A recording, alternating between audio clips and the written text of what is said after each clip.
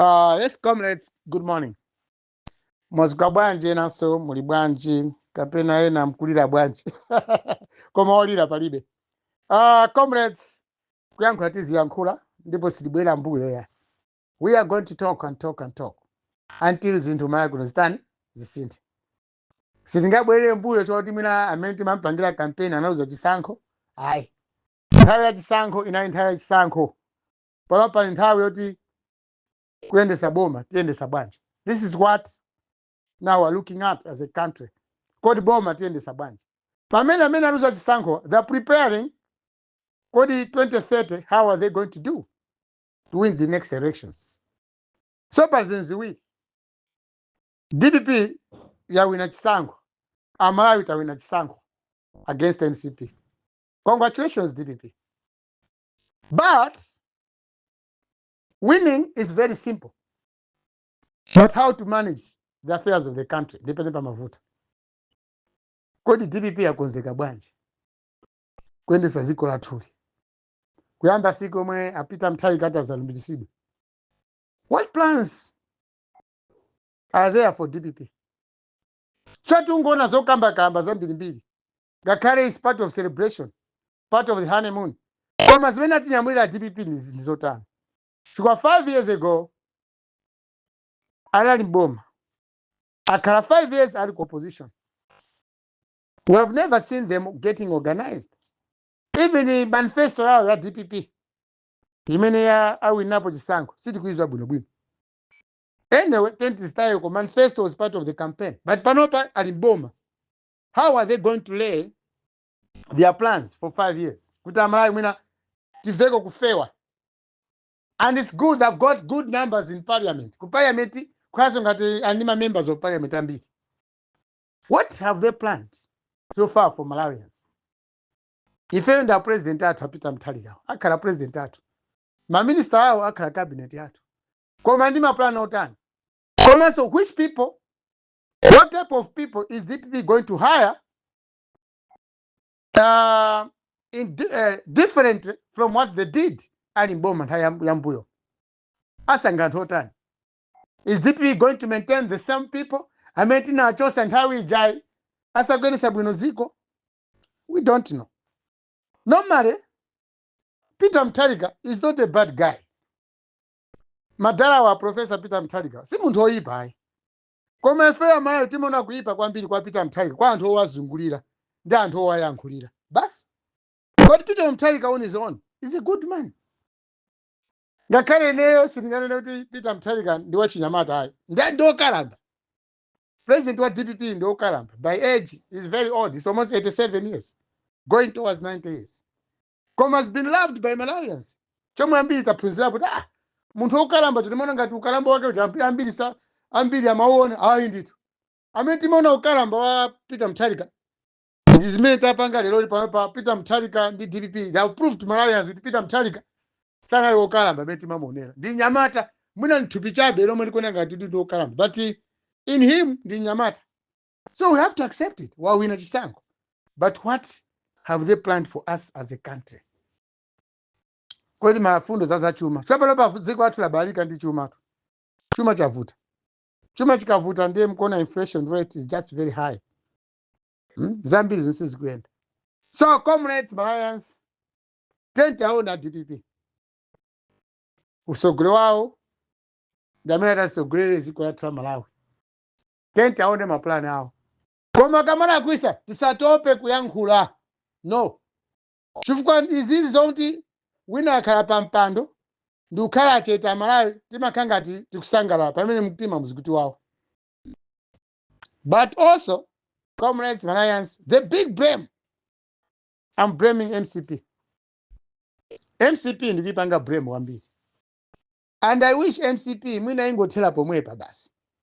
Chipani cha MCP mwina chingopanga deregistered mkaundwa wa zipani.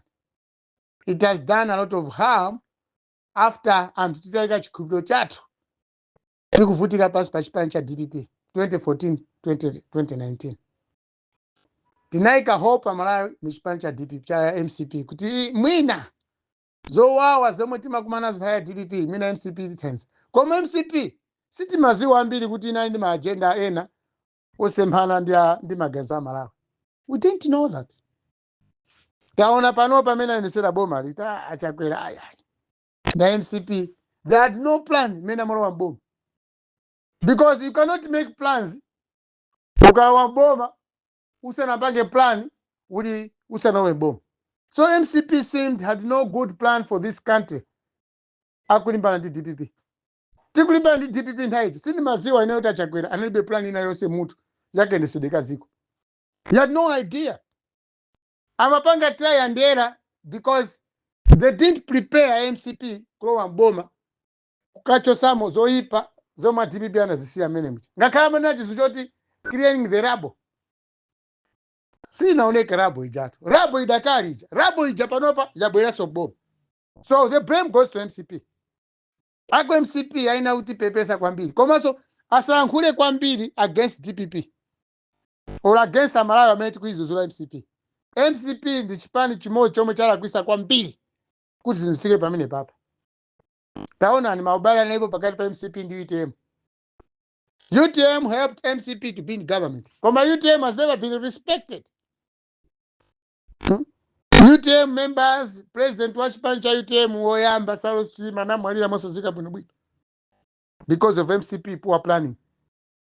Because of MCP kulowa mbomba popanda plan. Pamene Vice President wow SKC anandi plan. Remember the public sector forms. MCP inazita zimene zicha. Lero MCP ikamalira kuti aitauza chisankho ayenati ali ready. These people didn't help us. Sana thandiza hai. And I wish chipani cha MCP chisazabwereso mboma. Let's not give them chance. MCP must just be deregistered. Chite chipani chimene chichi. Chasokunza kwambiri. Because the coming back of DPP is because of the big mistakes yomwe chakira kukhala kupanga. As I'm talking now, anthu amene takati kuzuzwa MCP tikuvutika mpaka lero kutenga magratuity athu.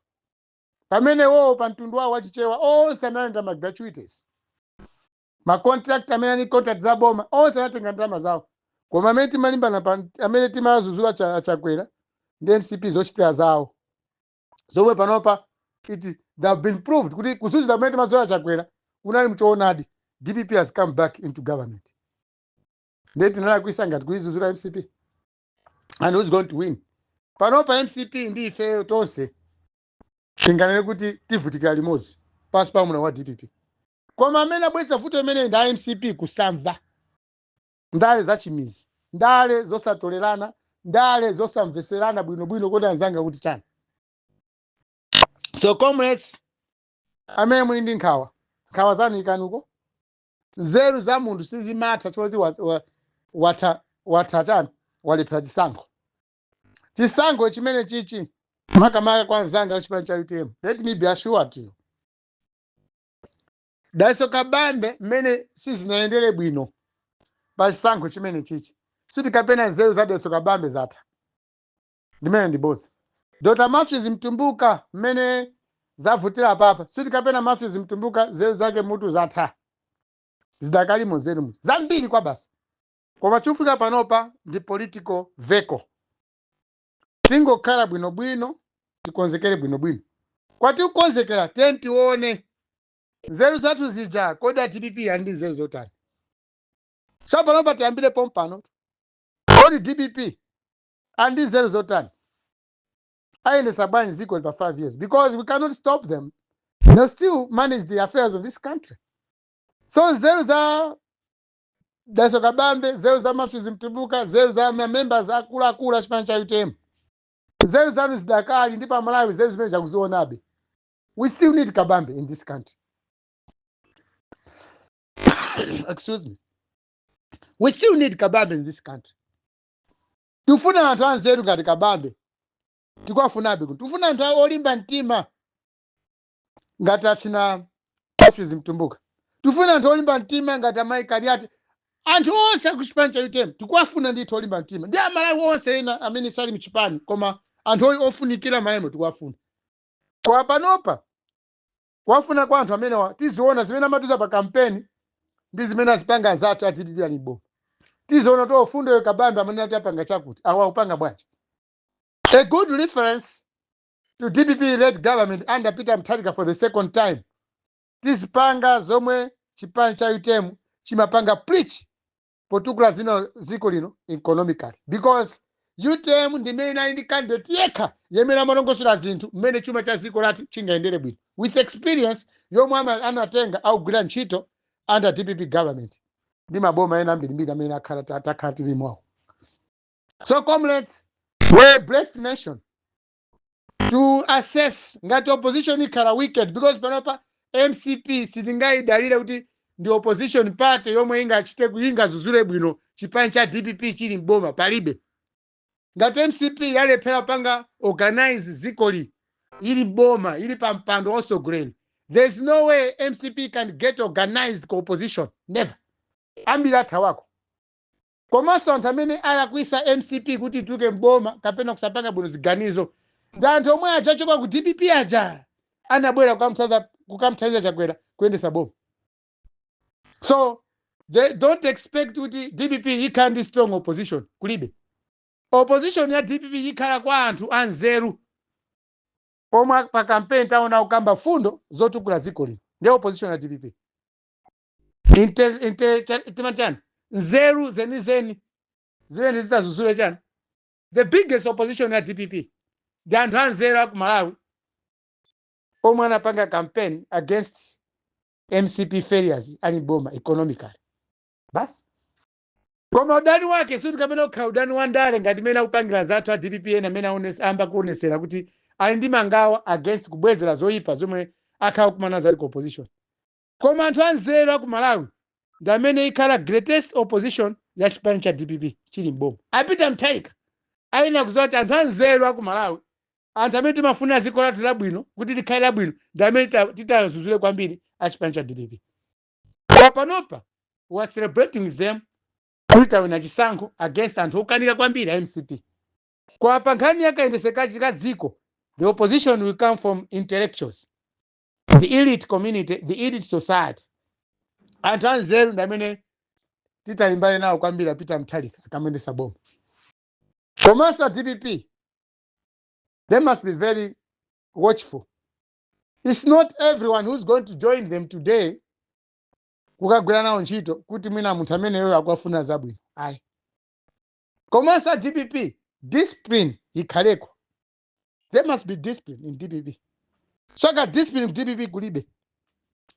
Pala anthu ena, they're claiming themselves to be untouchable. Zimene zizoti munthu kumakhala mundale kumatikhala untouchable si zabwino.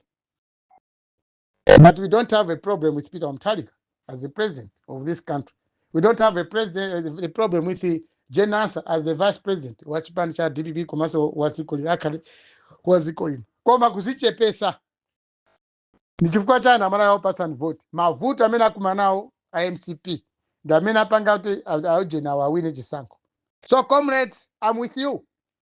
UTM, the future is still in your hands. Ziko lidakali majamwani.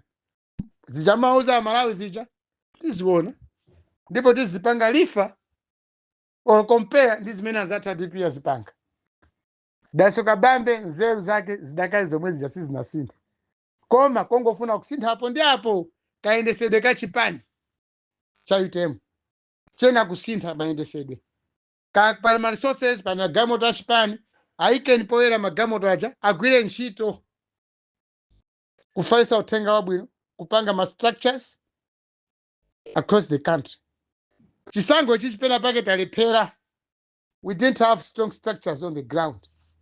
Koma na candidate wanzeru tinayi nayo.